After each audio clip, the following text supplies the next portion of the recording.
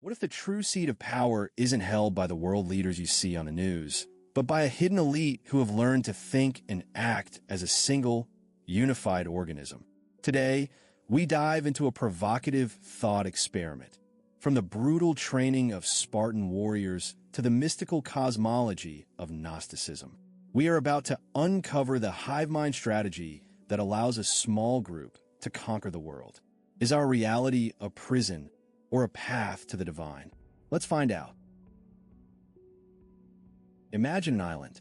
We don't know where this island is, but there is no escape. At its center, there's a safe hill. Everywhere else, however, predatory, flesh-eating monkeys roam. The problem is that the resources you need to survive, the timber, the food, and the water, are located exactly where the monkeys are. If you want to survive, you must fight these creatures. They want to kill you, they want to eat you, and their numbers are infinite. Now, let's say that one day, 100 men, ranging from ages 15 to 65, are mysteriously transplanted onto this island. They come from different countries. They do not speak the same language, and they share no common culture.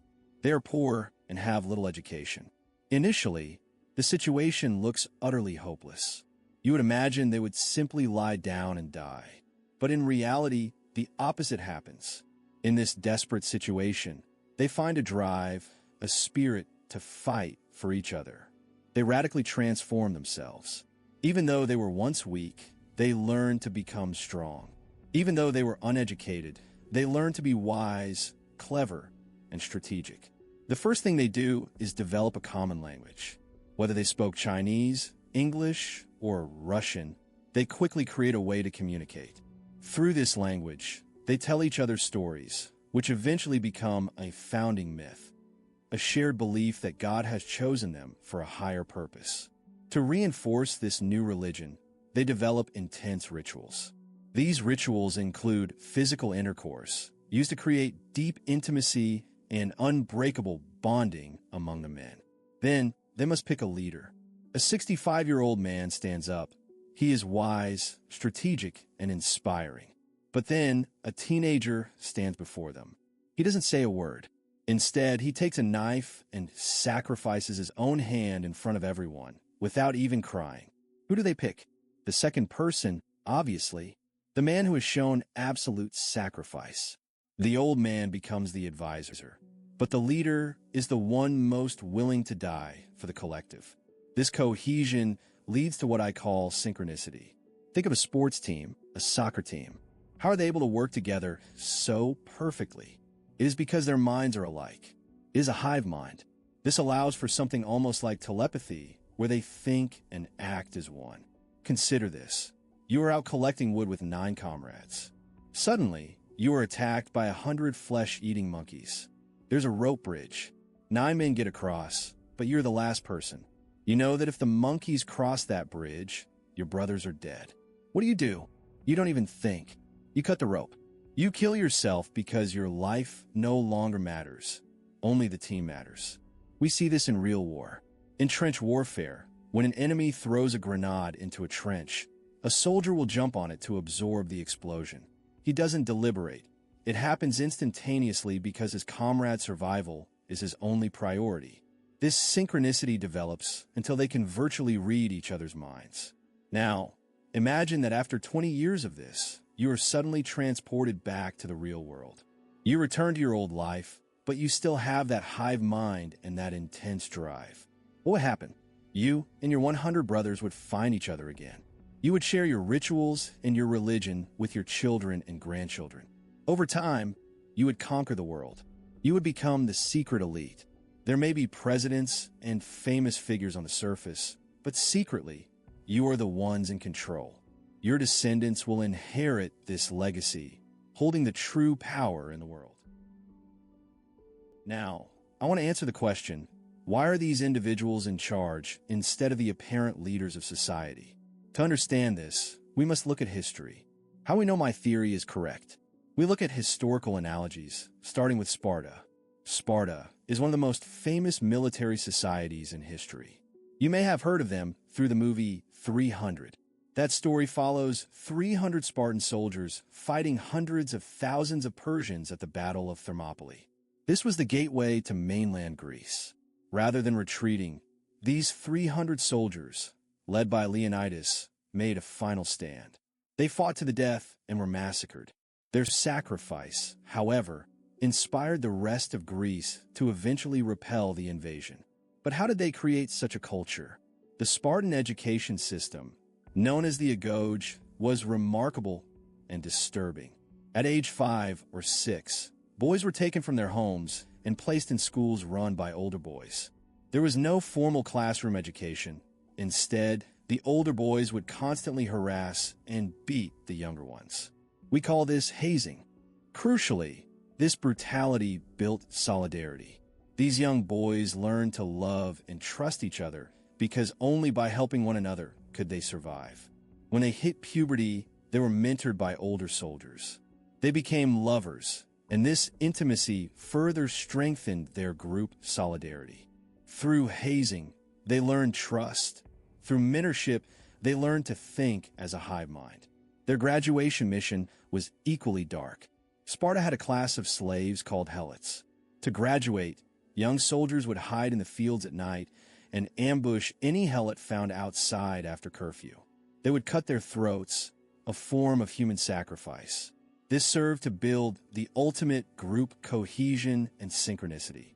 It made Sparta the dominant military power of its time, even though the rest of Greece found their methods repulsive. Later, the city-state of Thebes copied this system, but made it voluntary. They created the Sacred Band, an elite unit of 300 soldiers who were also pairs of lovers.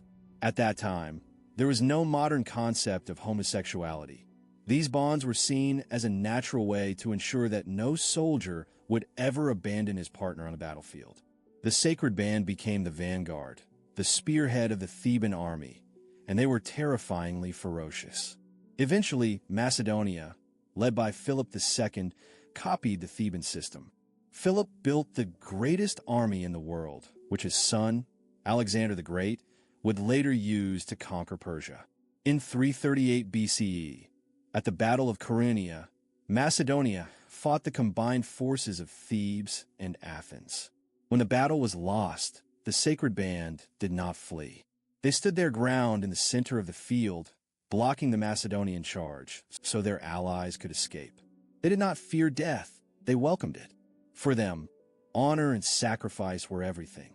And that, fundamentally, is how you create the most powerful force in the world.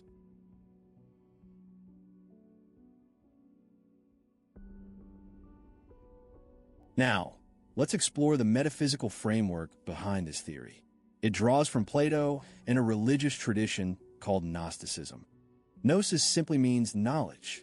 In the beginning, or at the moment of the Big Bang, there was the monad, also known as the one or the nous. Think of the monad as the supreme, spiritual sun of the universe. The monad creates by breathing or vibrating its divine power, emanating new beings called dyads. These forces create different layers of reality, and eventually, we reach Earth. According to Plato and the Gnostics, we live in a multidimensional world. What we see as Earth is merely the outermost shell, the most material and distant layer from the divine source. The purpose of life is to return to the monad. This is the same framework we find in Hinduism and Buddhism. Nirvana is essentially the return to the monad. Plato suggests we return through the pursuit of philosophy, the love of knowledge. Dante, however, offers a different path, love. Dante argues that the monad is love itself, and a divine spark of that love exists within each of us. The more we love, the closer we get to the source. But this raises a critical question. If the source is love and knowledge, why does evil exist? Why are those who commit bad acts the ones who often control our world? For Plato, the answer is that this material world is a fake shadow world. It is a prison. He suggests we should ignore those in power and focus on knowledge, because this world doesn't truly matter. Dante's answer is more complex. He argues that because the monad is love, it must also grant us free will. Love cannot exist without the freedom to choose. However, free will allows for the existence of evil. To interfere would be to take away our greatest gift. Occasionally, the monad sends messengers, like Plato, Dante, or Jesus, to remind us of the divine spark within us. Those in power, however, want to deny this spiritual system. Their power depends on making this material prison feel as real as possible. This is where modern science often plays a role. By validating only what can be seen and measured, it negates the spiritual world.